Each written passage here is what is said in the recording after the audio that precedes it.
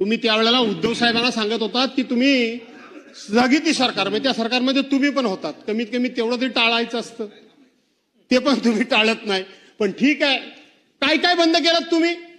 निवडणुकीच्या पूर्वी लोकांची मतं मिळवण्याकरता तुम्ही सगळं पदरात पाडून घेतलं आणि निवडणूक संपल्यानंतर काय गेलात? कुठे गेला आनंदाचा शिदा? त्याच्यानंतर काय गणपती आला नाही, दसरा आला नाही, दिवाळी आली नाही, कुठे गेला आनंदाचा शिदा? मामा आनंदाचा शिदा वाटत होते त्यावेळेला स्वतःचे स्टिकर बिकर लावून. स्वच्छता मॉनिटर कुठे गेले? लाडक्या भावाला अप्रेंटिसशिपचा तुम्ही कोर्स देणार होता, कुठं झाला? कोर्स का बंद झाला? मुख्यमंत्री तीर्थदर्शन योजना का बंद झाली? 1 रुपयात पीक विमा योजना का बंद झाली? एक राज्य एक गणवेश कुठे गेला? तो गणवेश कुठे गेलाय? कुठं अडकलाय? कुठं दीपक केसरकरांच्याकडं कुठं अडकलाय? तो कुठं आहे? तो बघायला हवाय. योजना दूत, तुम्ही योजना दूत तयार केलेत, ती योजना कुठे गेली? नमो कामगार कल्याण योजना बंद करून टाकलीत. नमो नमो करून मोदी साहेबांच्या नावाचा उपयोग फक्त मतं मिळवण्याकरता केलीत, आता ती बाजूला टाकलीत मोदी साहेबांना. नमो शेततळे अभियान योजना कुठे गेली ती योजना? नमो शेततळे योजना, नमो गरीब मागासवर्गीय सन्मान योजना. नमो का नको आता काय म्हणायची वेळ आली. नमो गरीब मागासवर्गीय सन्मान योजना, नमो ग्राम सचिवालय योजना, नमो आदिवासी स्मार्ट शाळा योजना, नमो दिव्यांग शक्ती योजना, नमो तीर्थस्थळ व गडकिल्ला संवर्धन योजना कुठे आहेत? मला वाटलं दादा काय मला थांबवतात की काय? नाही या नको, हे कुठे गेल्या ह्या योजना? या सगळ्या निवडणुकीकरता लोकांच्या समोर फंडे आणलेत, लोकांच्या भावनेनं हात घातलं, महिलांना सांगितलं 2100 रुपये देईन. अध्यक्ष महोदय, मी जबाबदारीनं सांगतो, आज राज्याच्या डोक्यावर 9,32,000 कोटी रुपये कर्ज आहे.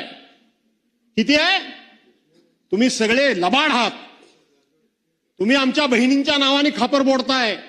बाकीच्यांची काय मतं असतील मला माहित नाही, पण माझं पहिल्या दिवसापासूनचं ठाम मत आहे की हा डोक्यावर कर्जाचा डोंगर झालाय, ह्या आमच्या लाडक्या बहिणींच्या मुळे नाही. लाडक्या बहिणींच्या मुळे नाही. आठवण करा, आज कैलासवासी दादा इथं हजर नाहीत. निवडणुकीच्या पूर्वी सप्लिमेंटरी बजेटमध्ये आपण 46,000 कोटी रुपयाची तरतूद केलेली होती.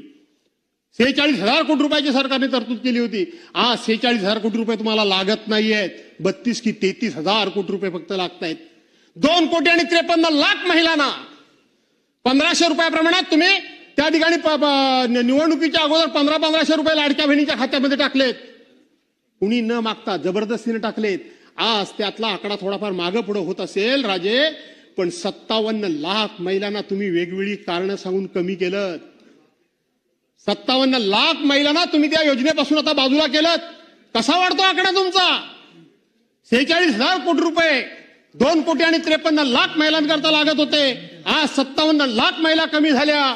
कसा लागतात एवढे तुम्हाला पैसे? फसवताय तुम्ही. तुमचा भ्रष्टाचार एवढा आहे. एका एका कामामध्ये टक्केवाऱ्या तुमच्या एवढ्या आहेत. काय झालं घोडबंदरच्या रस्त्याचं? सुप्रीम कोर्टाने तुमच्या कानपडात मारली. 6,200 कोटी रुपयाचं टेंडर तुम्ही काढलं. सुप्रीम कोर्टापर्यंत विषय गेला, डिटेल्स मी सांगत नाही.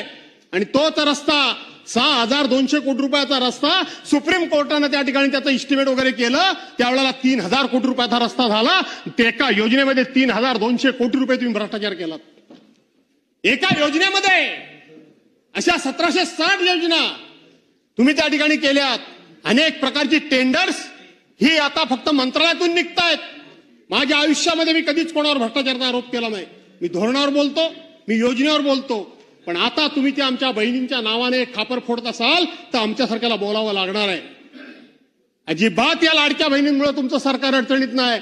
तुम्हाला हळूहळू या बहिणींमुळे सरकार अडचणीत आहे. बहिणींमुळे सरकार त्या ठिकाणी कर्जबाजारी झाले म्हणून तुम्हाला योजना बंद करायची आहे. नाही, आजच्या दिवशी तर मी सांगेन, तुम्ही निवडणुकीच्या पूर्वी बोलला होतात 1,500च्या ऐवजी 2,100 देईन. उद्याच्या